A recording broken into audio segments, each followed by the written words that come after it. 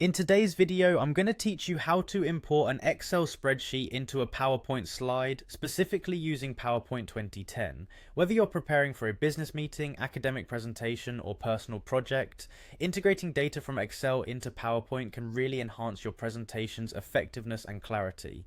Let's dive right into it. First, you'll want to open PowerPoint on your computer.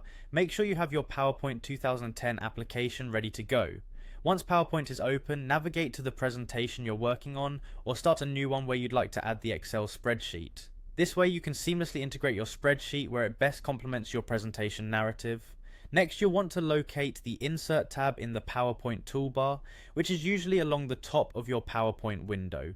By selecting the Insert tab, you're accessing a variety of tools and functions that allow you to add various elements to your slides, including charts, images, and of course objects such as an Excel spreadsheet. Now that you've clicked on Insert, you'll see an option to include different types of objects. In this case, you're looking for the Object button. Clicking on this will open up a new dialog box, offering several options for how you can add content from other programs. Here you want to select the option labeled Create from File. This is an important step as it allows the embedding of existing files rather than creating something new from scratch. Once you've selected this, you'll need to click on the Browse button. This action will open a File Explorer window that will let you search through your computer files. The goal here is to locate the Excel file you wish to import. Navigate through your folders and find the exact spreadsheet you want to include in your PowerPoint presentation.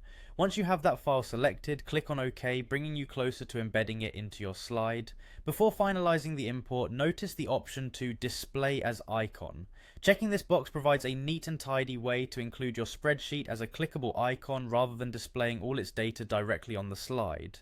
This can be particularly helpful for large spreadsheets or when your presentation is already saturated with details. After you've opted to display as an icon, or if you've decided against it, go ahead and click OK one more time.